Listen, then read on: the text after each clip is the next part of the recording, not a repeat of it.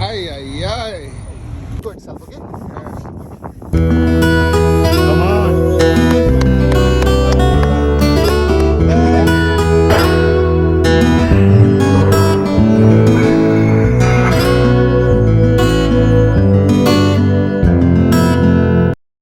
End up divorced by their wives because they were not able to have children.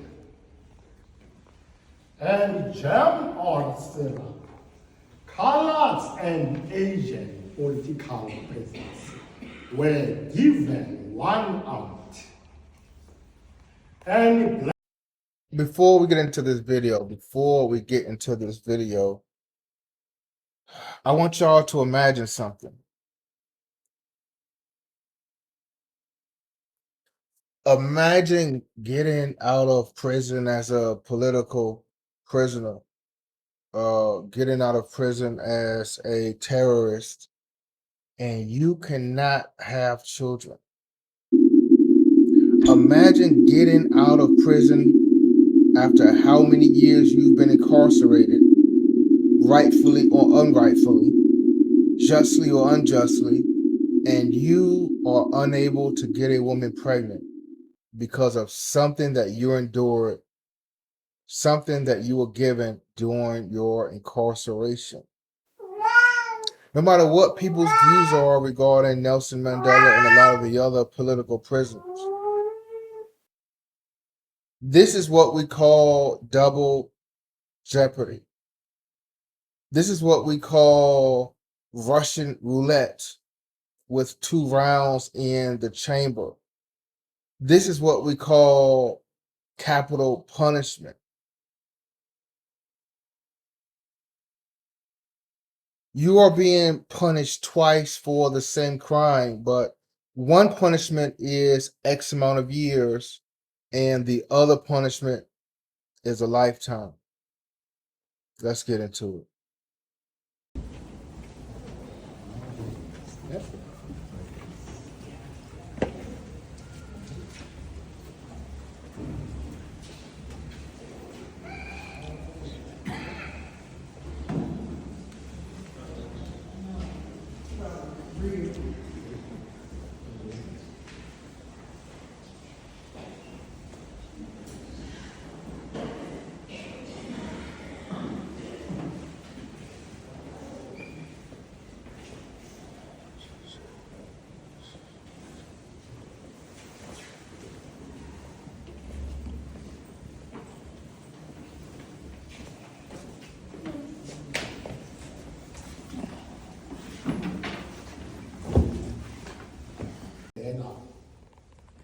I myself was called 5683, and Nelson Mandela was called 46664, and we were given a yellow card. On that yellow card, they will write your new name. That was the yellow card of Billy Naya,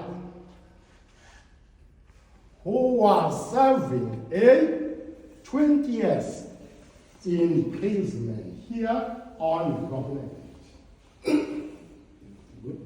And Hey, how you doing? I need a favor. I need a favor. I know I'm sitting here hanging backwards like 50 Cent at the Super Bowl, but I need a favor. I'm not asking for money, donations, clicking the link, nothing like that. Do me one favor. Can you do that for me? It's free. I swear. Hit that subscribe button. Hit that subscribe button. You hit it. You hit it. You hit it. Appreciate it. Good looking out. Appreciate it. Hey, I appreciate you. who died here on Robin, but they were buried on the mainland. Only those bodies were resumed on the mainland 4 years ago.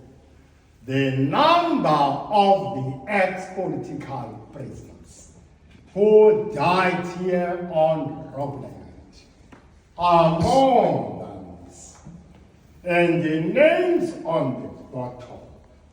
We are still looking for their loved ones.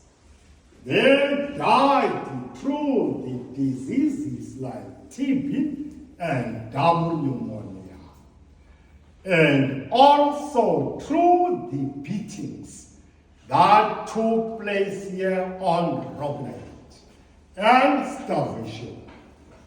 And some of the people on this list were taken by a helicopter here on Robben, and they were shot and killed on the mainland because they didn't divulge the information that was stipulated by the security police. Even now, their families are still coming here on Robben looking for their loved ones. So each and every time we saw a helicopter moving around here on Robben, we'll be very frightened and we'll ask ourselves, who will be the next one to be taken by that helicopter and shot and killed on the mainland? With no socks, no shoes, no jacket, and also no underwear. And we were segregated on diet scale. That was the diet scale that was given to us as political prisoners. So colored and Asian political prisoners.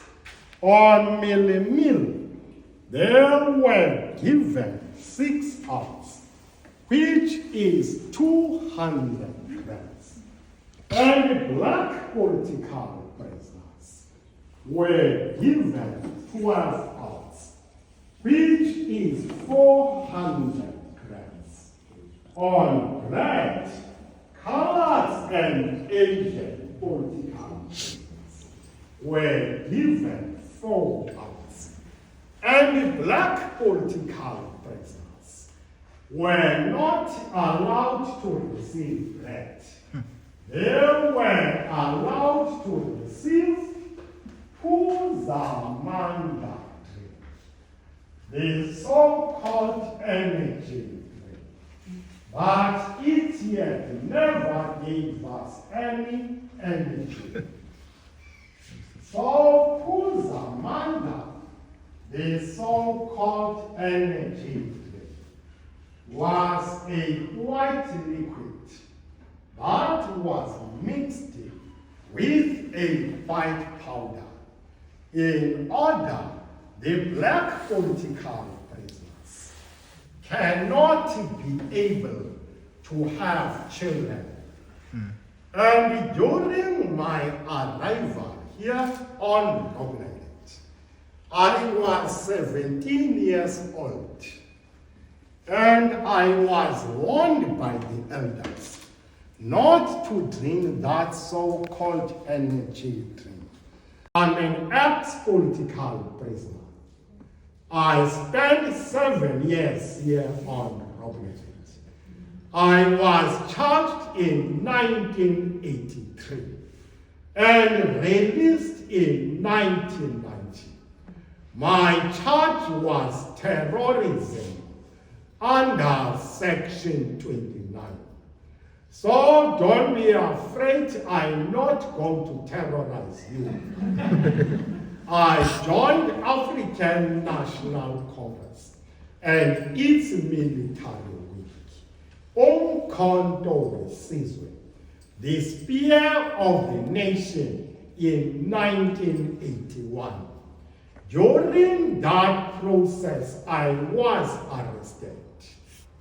I was arrested of recruiting people to join the military wing of ANC, Umkhonto weSizwe, sabotage, undergoing a military training, and in possession of unlawful arms, ammunition, and explosives. You are free to take pictures. You are free to ask questions. So we are now in this section, one of the communal or general cells here on Robben Island.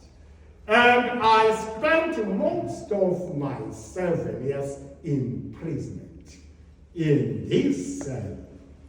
This cell was accommodating about 60 people, 60.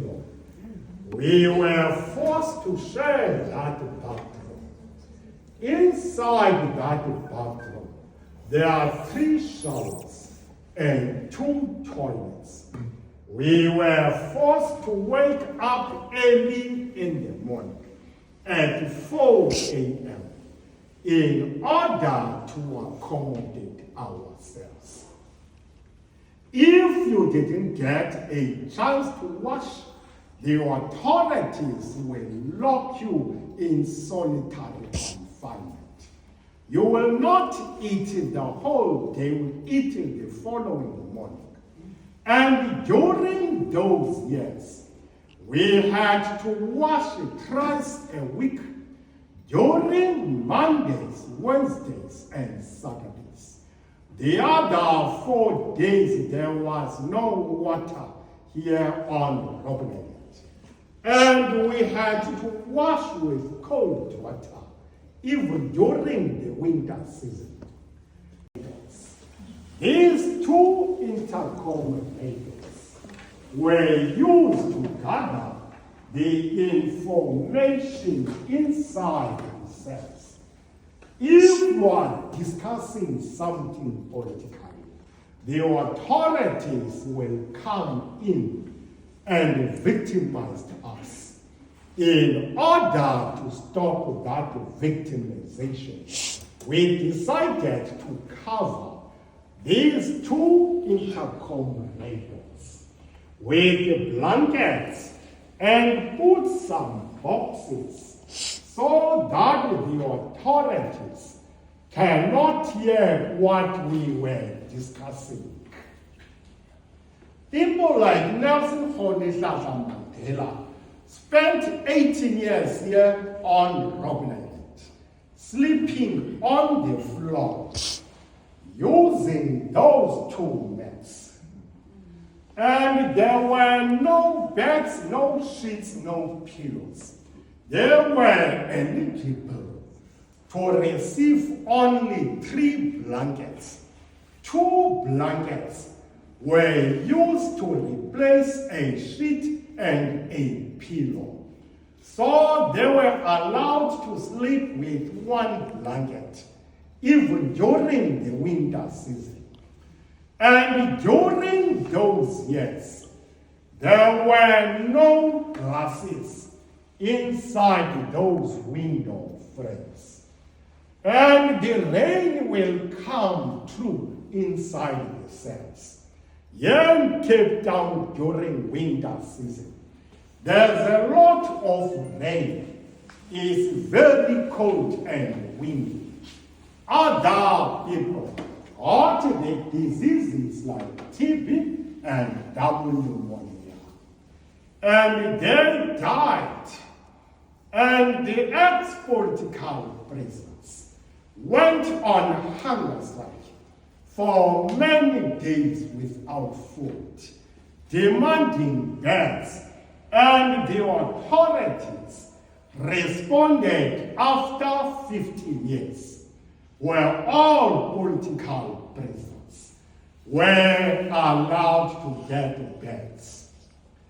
And those bunk beds over there were brought by the International Red Cross. The authorities gave us the permission to beds, but they didn't bring beds. And there were no mattresses on top of those beds. and were forced to use those two mats to sleep on. And we were forced to cut the stones using a chisel and a hammer. And your hands will be blistered and bleeding. And you were forced to push a wheelbarrow with the blistered and bleeding hands. The main purpose to be brought here was to build this prison. So let's proceed.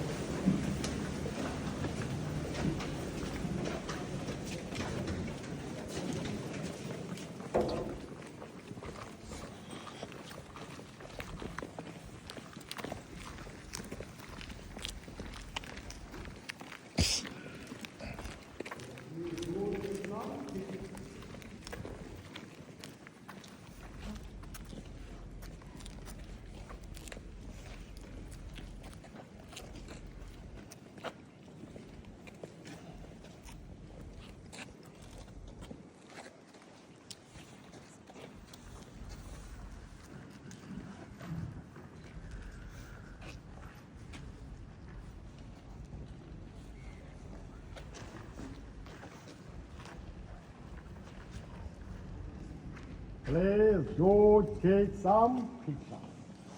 So we are now in this section of here, where people like Nelson Mandela used to eat and exercise.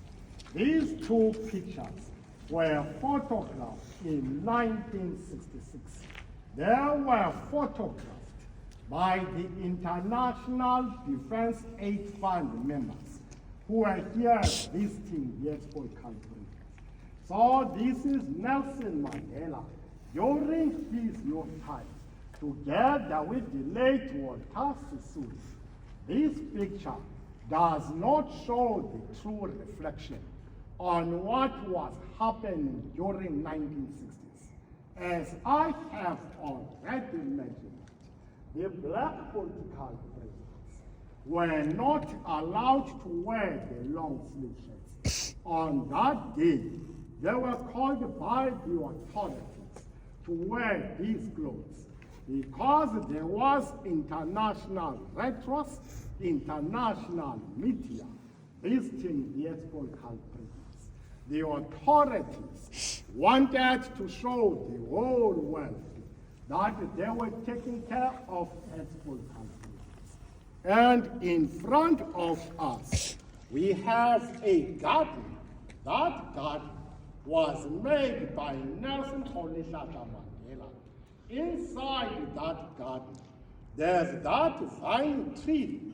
Behind that vine tree, on that corner, is where Nelson Mandela was hiding and buried his manuscript, The Long Walk to Freedom.